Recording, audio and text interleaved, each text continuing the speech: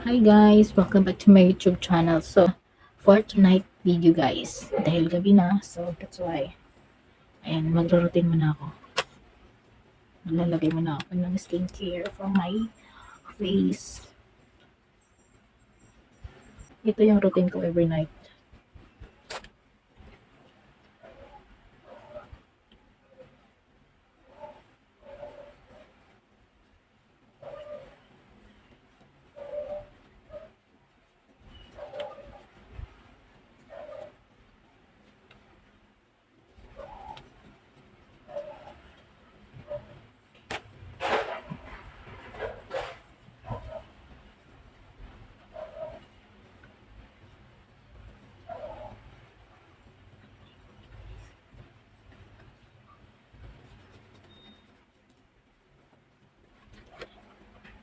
So, ayun guys, tapos na ako maglagay ng toner sa aking face. And then, mag-apply na ako ng night cream. So, ito. So, ganyan lang ako maglagay ng night cream guys. Kus.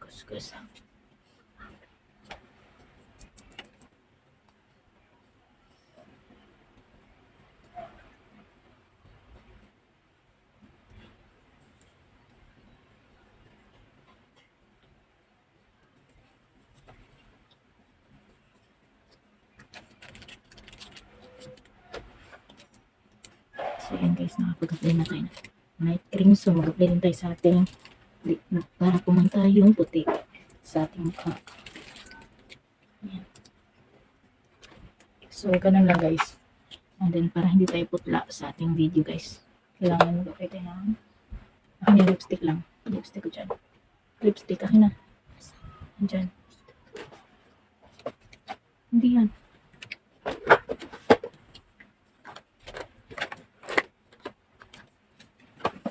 Ano yung lipstick eh? Ito o. Tabag na talaga din.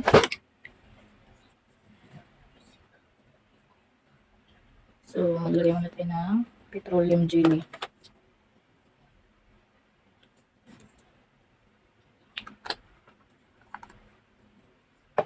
And then, lip tint.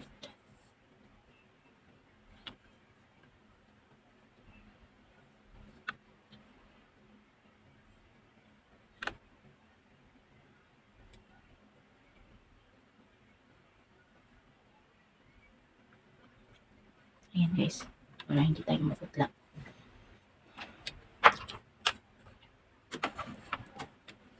So, yun na nga guys.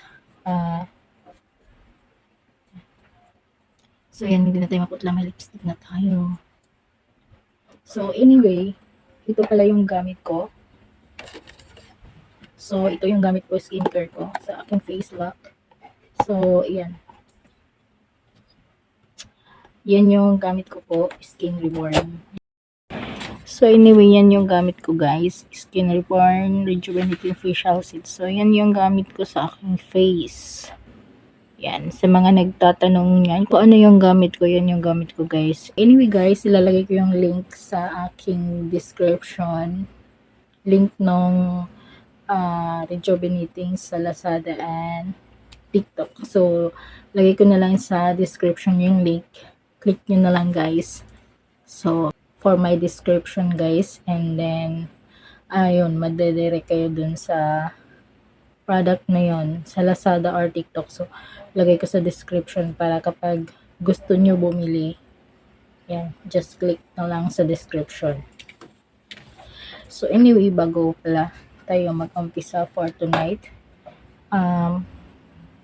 we talk about ads on Reels on Facebook. So, anyway, one of my Reels video ko sa personal account ko sa Facebook is nag-viral. So, anyway, ipapakita ko sa inyo yung dashboard ko sa Facebook kung ano yung result nung nag-viral na video, guys. Sa isang video ko sa Reels, nag-viral, umabot siya ng 1.4M. So, ito yung mga tips para ma-activate nyo yung mga tools or ma-reach nyo yung requirements ni Meta about ads on Reels and stream ads. And then all So, sa followers, para dumami yung followers mo. So, ganito po yung nangyari guys. So, samahan niyo ako guys. So, ayan guys, andito na tayo sa aking account. Click lang natin yung notification. And so, ayan, kung nakikita niyo yung mga nagtuloy-tuloy pa rin yung pag-follow sa aking account. And then, just click this one. So, nandito na tayo sa aking main homepage ng account ko. So, ngayon guys, ipapakita ko naman sa inyo yung aking dashboard. So, ayan. Anyway, yung followers ko is nasa 5,200 pa yun. But, ngayon, ito na yung lumabas. 5,800 plus. So, dumagdag din ng ilang hundreds na followers.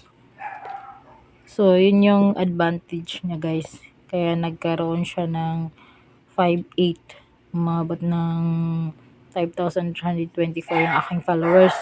Kita nyo yung reach ko is 1.1M. So, talagang kulay green yung aking dashboard. And then, meron akong 1.854 yung 1,854 yung net followers ko. And then, yung engagement ko naman is 46.819. So, talagang green na green yung aking dashboard dito sa aking Facebook. And then, yan. So, dito pala guys, may update si Meta. So, ngayon ko lang ito nakita. Itong level 1 of 2. So, may nakalagay dito is, create 7 new eligible posts and get 100 seasonal gift on any post to unlock trophy and perks. So, just look this one. So, ito yung mga followers ko pala guys. Ayan. Yung mga followers na dumagdag sa akin. Ganyan yung lumabas. So, anyway, yan yung update ni Facebook. May nakalagay dyan. Kailangan ako mag-create ng 7 na post ngayon para ma-unlock ko yung trophy and perks ko. So, ito yung bagong challenge ni Facebook. Kasi may mga bagong update. So, anyway guys, ipapaliwanag ko naman sa inyo and then dahil nga po green na yung dashboard ko, ipaliwanag ko po sa inyo. So, kung ano yung mga tools na na-reach ko or na-monetize na ba ako or what. So, ngayon guys, click natin yung tools ko para malaman natin yung aking monetization. So, yan pala yung aking tools guys. Meron akong stars and ads on reels and also stream ads. So, yan na yung tools ko sa aking Facebook. So, anyway, hindi ko pa na-reach yung bonuses na yan. So, maybe soon, ma-reach ko yan. And then, back tayo guys. Anyway, i-explain ko naman sa inyo. So, explain ko sa inyo kung ano yung video na nag-viral sa akin in one day, no? Pakita ko sa inyo yung video na nag-viral sa aking Reels. So, ito tayo dito sa more and then click Reels. So, yan nga guys, kung nakikita nyo, meron akong 1.4M na views. So, guys, kung nakikita nyo, meron akong, kaya umani siya ng 14.4M na viewers. So, yan yung mga na-reach niya. In just one day, nag-viral yung aking video na to. Anyway, hindi po ito bagong upload ko. Since na-monetize ako, hindi po ito yung video na nag-start ako ma-monetize guys. Hindi to yung video na to. Ipakita ko sa inyo yung nag-viral naman sa akin. Sa isang gabi kasi, ganito yung nangyari. Isang gabi, nag-trip lang ako na mag-remix sa isang video sa Reels. Nag-try ako mag-remix kasi yun yung madalas na napapanood ko. So, sunod-sunod yung tatlong video ko sa Reels.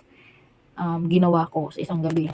So, tinry ko lang. So, anyway, ipakita ko sa inyo yung isang video sa Reels na na-monetize agad ako sa stream. Sa ads on Reels. Sa ads on Reels ako na-monetize. Ipakita ko sa inyo ano yung video na yun.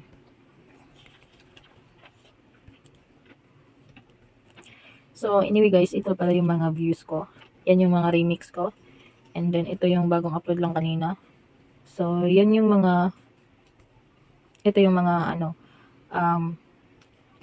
mga views ko sa aking Reels. So, ganyan mga views ko. Ganyan kalaki yung views. Pero, konti lang yung earnings dito sa ads on Reels. Depende na rin po. Basta, hindi siya katulad ng bago pa lang tong Reels na to. Medyo malalaki yung kinikita dito. Ngayon, iba na.